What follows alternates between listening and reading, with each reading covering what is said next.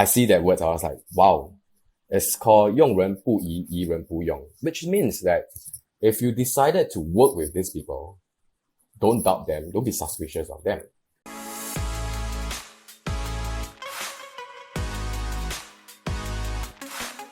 All right, welcome everybody. This is Coach Jason Ho, and today we're going to be talking about a Best Boss series. And I have with me Patterson. So, Patterson, you want to introduce yourself a little? Hi, my name is Patterson. So I'm currently in the molecular science industry as a regional marketing manager for APAC. Yeah, and Awesome, thank. great. Yeah, so thank you so much for your time and sharing certain leadership qualities and also certain leadership advice. So they say, Patterson, they say that a great boss is hard to find, difficult to leave, and impossible to forget. Right? So when we think about this, sometimes we think about the idea that who are the people we've impacted last time? So we want to be able to understand that. So I'm going to be sharing with you a little bit of what I've interviewed somebody, right? And what they say about you. Okay, right?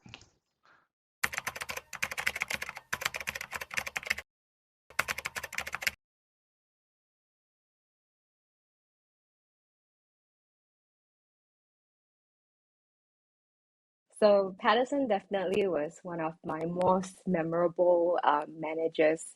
I worked with him, I think 6 years ago. It was a long time ago, but he was actually like the first person that I've met that I've actually like been so wow about, just because like he had like there was something to him, like his work ethics, the way that he kind of supported us as a team.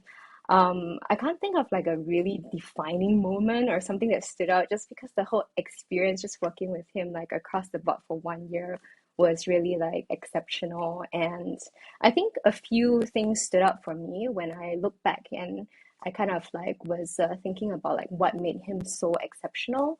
And the strongest factor for me was definitely that level of trust. Like he really, really trusted us, like his entire team, and he really cared about us. And I think he made a really like he had an or rather he did an exceptional job hiring us. So he trusted in his own, hiring process, and he trusted in the candidates that he hired, and because of which, right, he never really once doubted our abilities. He never really micromanaged us, which at that point of time I was really young in my career, and I've been through a couple of managers, so I was so used to that structure already. Unfortunately, it's quite traditional, I would say, in Singapore still. So this was like super liberating and refreshing. Like, wow, I feel like I'm actually, on kind of like the same playing field as my manager. Like there was that high level of autonomy, and then he's like, yeah, I believe in you, just do what you need to do. And anything, I'm just here to support. So I really like that. He was definitely like one of our biggest cheerleaders. Like he was always open to, giving us any opportunity. And he wasn't the sort that wanted to, always step into the limelight. He was more than happy to see people under him grow and develop. And I remember there was one time where I had a conversation with him. I was like so early in my career, and I'm like, I studied marketing. You hired me for this role. I know it's like pretty events driven, but I would love to do a little bit of marketing here and there if possible. And I can't believe he actually took that conversation, he remembered it. And there was like one incident where he came out with a marketing initiative, and he's like, Kalina, why don't you do it? Like, why don't you run with it? And I was like, really? I have no experience. And he's like, it's okay, I'll help you. Like, like he's there. So I love how he was like super supportive, and he was always the last one to take credit for anything. Like he really enjoys seeing people that he works with get that credit and shine. But I love it when, when push comes to shove, and if um we make any mistakes, he wasn't shy from actually always being the first one to kind of like shoulder the blame. Like we don't need him to, we didn't expect him to, but he was just that kind of manager. Like he really cared for us as a team, and we really appreciated him for that.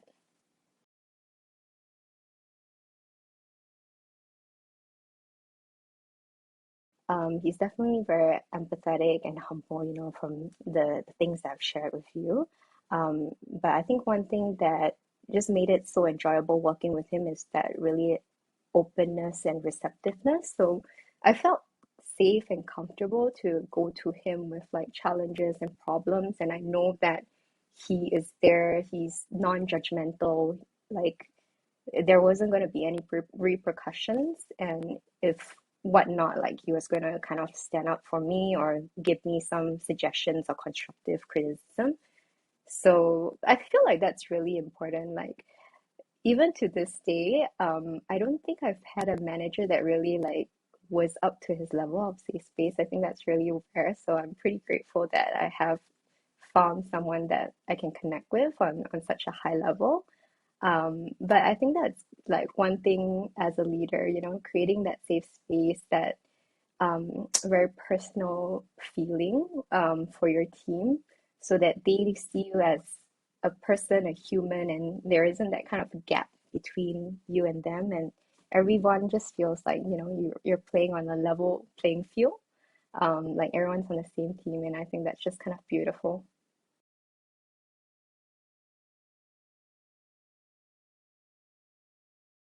Patterson, I'm super grateful to have you as a manager and super grateful to have known you. You've been quite an inspiration, and I know that wherever you go, whoever is lucky to have you as an employee or a manager, you're definitely going to be a huge asset to any company that you're in. And I look up to you, honestly, as an inspiration as a manager. So thank you so much for all your guidance. Thank you for your friendship, and thank you so much for taking care of me. All right. So that was Kalina, and we were able to interview one of your, one of the people you led before. What are your thoughts on that? Um, it's really nice to hear from your ex-colleagues about how they feel, because a lot of time you just be yourself and you show up to work.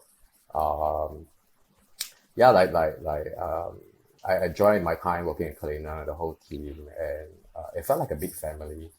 And we have a goal that is aligned and we work together. It's really nice to hear that I have positively influenced her in one way or another. Yeah. Yeah, so that's the beautiful thing about leadership. As leaders, you don't only lead them in that part, but sometimes we place something in them that they can take along the way to anywhere that they go. So that's something that you did, and really kudos to you. So for me as a leadership coach, and always want to figure out like what are you doing that's so special? What do you do that? Because you guys, person, honestly, I asked many people, you have a best boss before? Most of them say no, never in my entire life, right? So it's very rare for somebody to say that, yes, I remember this guy, this one person. So I wanted to hear from you all the way to the start. Like, how did this journey of leadership happen for you? Where did it come from, and what started this whole thing?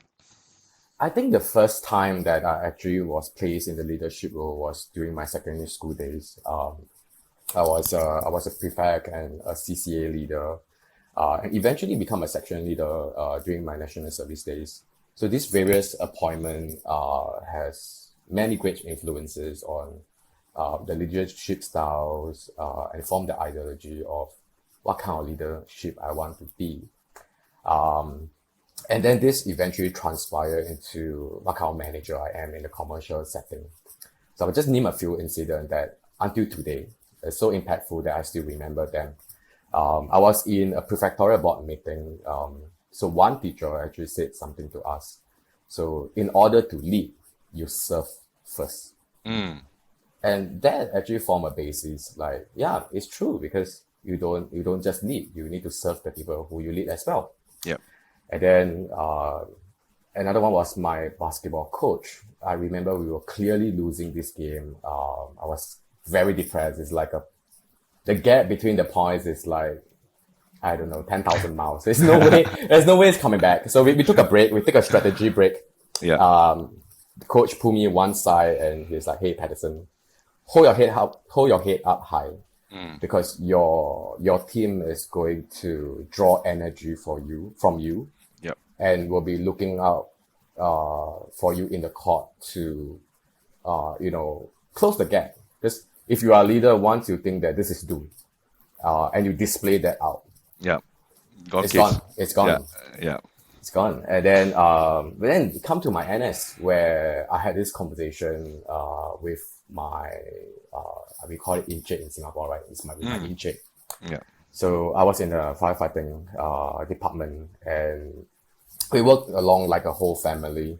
So this Incheck told me that as a leader, your respect are not given, although you have your rank, but it has to be earned. So, and it's going to be earned through how you execute your responsibilities, your compassion to them. So, his words was to, look out for your own team members and their well-being. It could be their personal well-being. It could be at a force level of kind of well-being. So these three people, this 3%,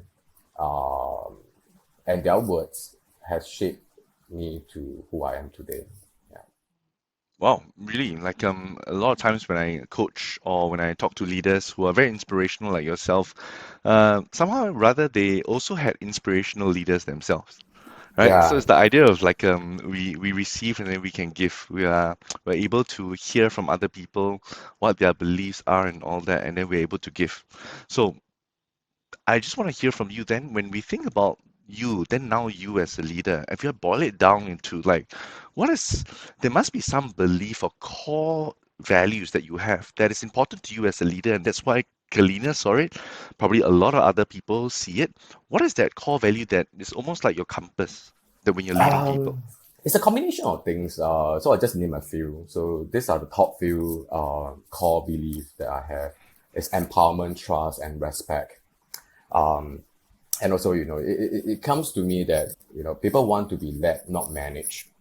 And it just go back to your hiring process. So there's a Chinese phrase that came across to me, and then I remember I was reading the book and I highlighted it. I highlighted it because I see that words. I was like, wow, it's called 用人不疑，疑人不用, which means that if you decided to work with these people, don't doubt them, don't be suspicious of them. And I brought that to my hiring process. If I decided to hire this individual, then this person will have the empowerment, the trust, and respect for me, because I don't want to doubt them. I want to trust in the capability. I want to trust in my own judgment of hiring them. It comes on to a more nitty-gritty thing like your day-to-day communications and also accepting responsibility as a person. With effective communications, I think you and your team member can achieve a lot more, because if you open up that channels of communication with no judgment as a safe harbor where they can speak to their leader freely about their problems or the success that they have, and then you can take back and celebrate the success, because clearly they did a good job and there's something to learn from. If we make a mistake, we shoulder the mistake together, and I think it boils down to be able to communicate effectively. And also, as a leader, you need to accept accountabilities.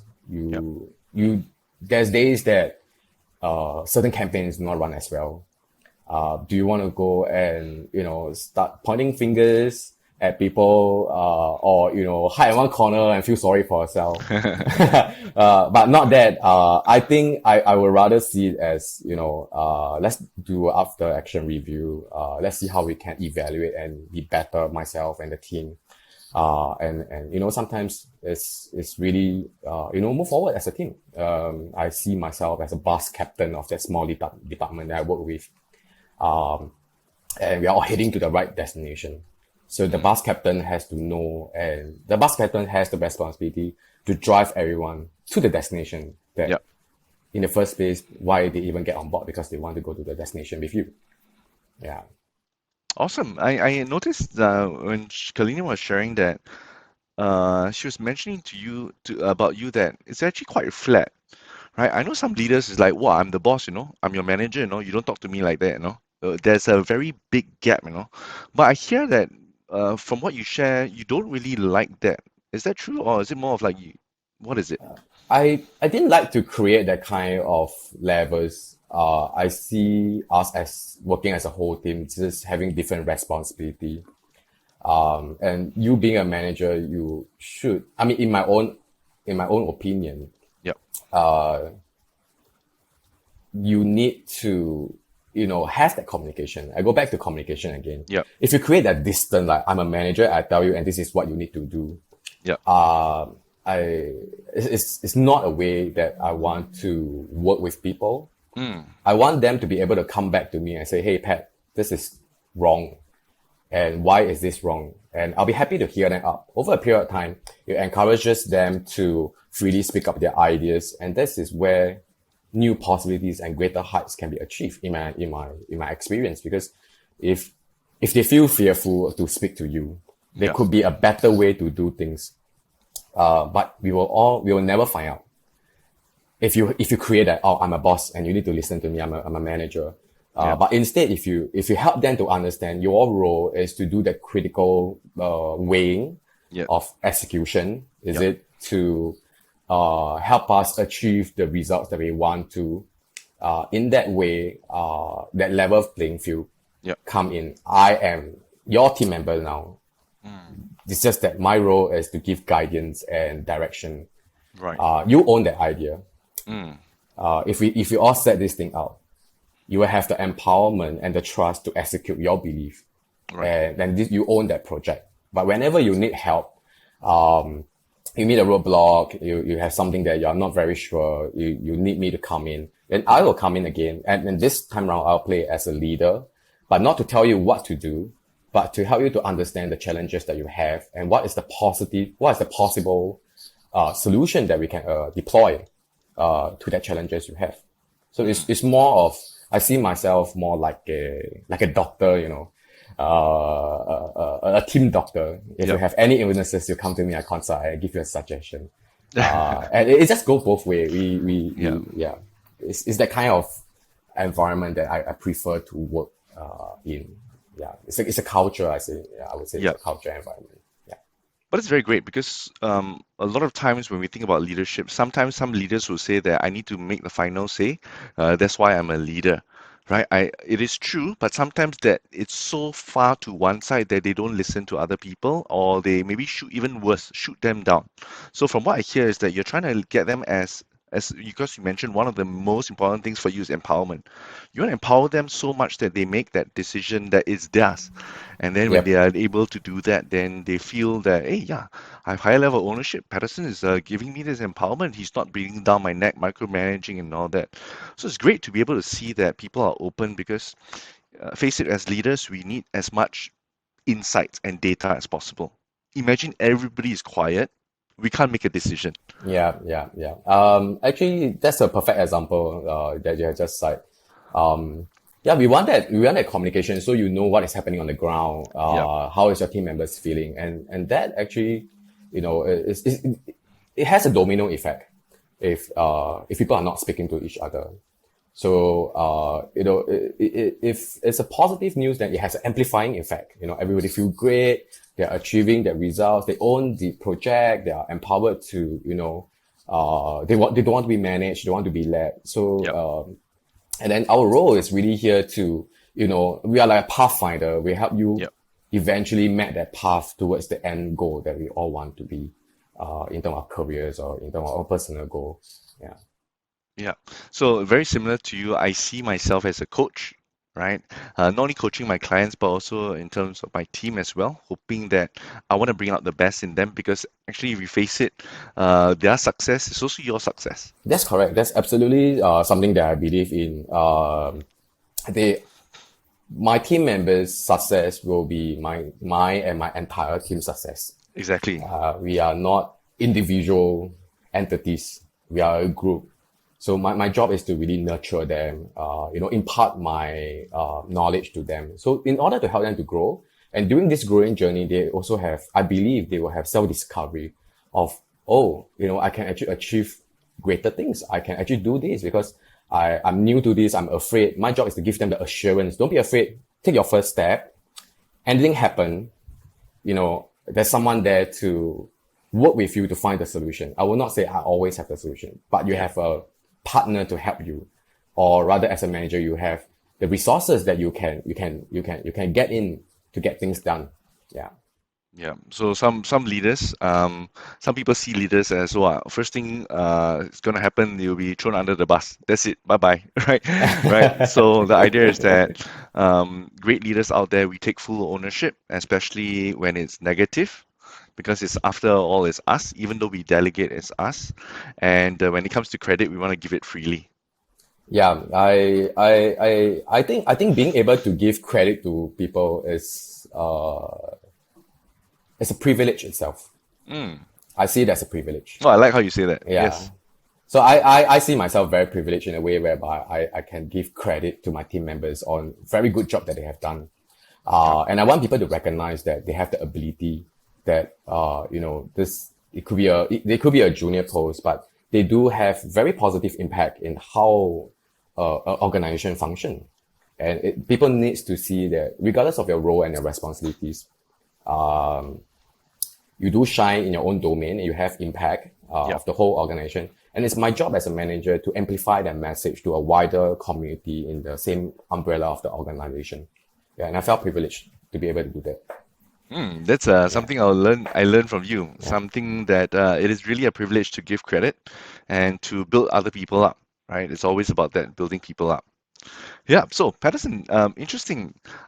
It sounds like you don't have any challenges, but I think all leaders definitely have a lot of challenges that we need to overcome, and so maybe some of those challenges help to shape you and your leadership. Anything that you can think about that comes to mind? The first thing that I actually think about is communication. So by nature, as a young boy, I'm an introvert person. I'm very quiet. Like to do my own things. So throughout my growing up, when I was placed in various leadership role, I realized that communication is key. And if I remain as an introvert person and not sharing my thoughts, whether is it a positive feeling or a negative feeling, if I don't share, nobody will know. And then it translates into a commercial setting where if you don't articulate that vision or that instructions or words well, you are effective not leading your team, because you leave them off a meeting with all sort of second guess. Yeah. So over the period of time, I learned that communication is key in building relationship. We are as human, we are herd animal. We want to socialize, and we had the gift to be able to speak a certain language together. So I work on it. I work on it until today. I still want it. And then certain improvement that I did was to carefully choose some of the words that you use. I think words have a lot of impact.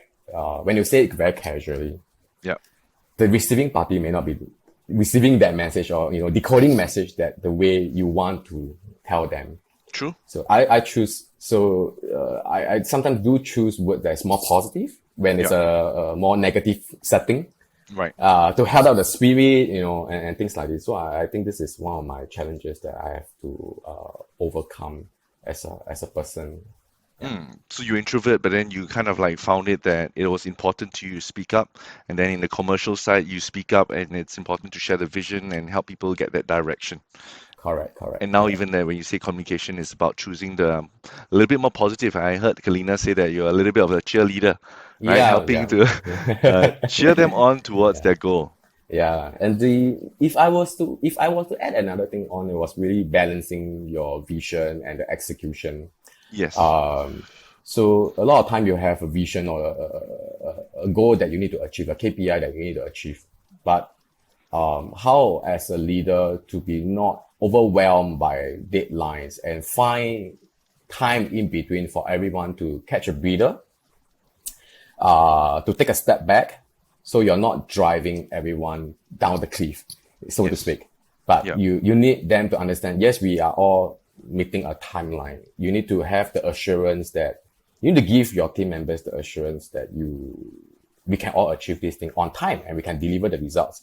Maybe at the back of our mind, you'll be like, oh no, we are really short of time. But with better organization and communication, there will be pockets of time that you can, bring everyone out and say, let's go down to the coffee shop downstairs. Let's have a kopi peng. Let's talk about things. Let's not talk about work. Let's talk about something that we are happy. Let's talk about how we want to celebrate after the project end, 15 Yeah. minutes, and then we come back and then, we continue to work. So to me, it's really balancing achieving goals and, in between the pipeline of Yeah. execution. Yeah. Yeah, you made a very interesting point. It's a point that I always share with leaders that I coach. As a leader, there are two main things we always balance: results, that means KPI and all that, Yeah. Yeah. and relationships. Yeah. Yeah. Yeah. So the relationships are the ones of how people feel about you, why people want to stay, what do they feel that you care. So that's all the relationships part, and we need to balance both. If we Yeah. go too much on the one, things will go south, right? Things can go negative. If we go Yeah. too much onto relationships, then maybe work doesn't get done. So it's really the Yeah. balance, and I think as leaders, we are always balancing that. Sometimes we need to Yeah. push, but sometimes we know that, oh, we push too hard. Maybe we need to go here and have a coffee ping downstairs. Yeah. Yeah. Yeah. That's the way I see it as well. Fantastic, yes. Yeah. So, it seems like you are very you're quite happy, and I see that you're quite fulfilled as being a leader and all that. But what do you, of all the things you find meaningful, fulfilling, being in a role as a leader, what do you find, what do you really find most fulfilling? I find it extremely fulfilling when I get to know that I have played a part in positively impacting someone else's life. Yeah, It could be how I show them certain qualities, and eventually they lead with that quality, and yeah, it positively impacts their own team members now. hmm, So it feels like passing a baton, you see. It's like I pass that baton to you, and then you pass that on to someone else, and we are all grooming different generation of people. yes. And it's nice and fulfilling to me that I actually play that part in impacting someone else's life in a very positive manner. Yeah. Great. I mean, when I think about this, I personally always reflect on this idea of impact and legacy, right? There are many things you cannot, there's almost nothing you can bring outside this world after you pass on, right? A little bit morbid, lah, but when we think about like really impact is the idea of like what legacy do you have? What fire do you put in somebody else's life that carries on even after you are gone? It carries on, and it does pass on. Same as the negative side. If they have Yeah. a really bad Yeah. boss, they might treat other people badly, and then it just keeps going on. Everybody's trying to snuff out that fire. But it's great to hear that leaders like you are trying to light that fire so that there's a little bit more hope. There's a hope that we can lead in a way that's high results and yet high relationships as well. Yeah. I do agree. Yeah. Thank you. So if there's something that because this is really for the audience of leaders and the leaders out there, there are thousands and thousands of books out there to read, right? About, oh, this is the kind of leadership style, this is the kind of leadership style. If there's one or two different things that you want to give as your advice, or something that you really want to share, what is one piece of advice that you want to leave the leaders out there? I think the overarching message for me will be to lead the way you like to be led, and to lead with compassion. With that being said, I think it's worth taking time to learn about the people that you work with, that you manage, or that you lead, and show them that you truly care about their belief system and how they would like things to be worked. To remain open, Yep. to create that environment where it's safe, and to really show them the respect, not just in terms of good work that's being done, but also the respect towards their time during working hours and off working hours. Yeah. Always be visible to them, always be present. We talk about, what is impacting now, although we always have a vision, but, to be present with them. Like, I'm here with you right now. I'm here, I'm visible. I took my time off my schedule. So we sit down and then we talk about something. Could be personal. It could be something that is bothering your employees. As simple as that. I would say an example, like, maybe you have a team members that is, going through a very difficult period of time, and you kind of learn that, how in your own, ability, you help them to, help them to go through this period of difficult time Yep. by adjusting some of their job scopes and things like this. Because this is just passing storm. Yeah. but you don't want to start, you know, putting roadblocks in front of them. But True. you rather you help them to clear the roadblocks. Yeah. Yeah. Yeah. Patterson, sounds as if that a lot of the advice you give, it's really the idea of just being a better human being, right? Right. We want to I see. respect each other. We want Yeah. to get to know each other. We want to know Yeah. that when people work in our team, it's not Yeah. just that they are robots and all that. They are people Yeah. they have emotions, they have family problems and all that. And as a leader, we're there for them. It's almost Absolutely like correct. a good friend. Yeah. Yeah, absolutely correct. I think it's respect is very important to one and to another. And respect come in many forms. Yeah. And it's usually, translate through actions and verbal language. Yeah. All right. This has been so enjoyable learning from you as a leader. Thank you so much, Patterson. So, for those in the audience, if you want to hear more about best bosses and what are the different unique things that they do, stay tuned to this podcast and stay tuned to the YouTube. So, with that, thank you so much, Patterson. Thank you, Jason. And thank you so much, everybody, and have a great day.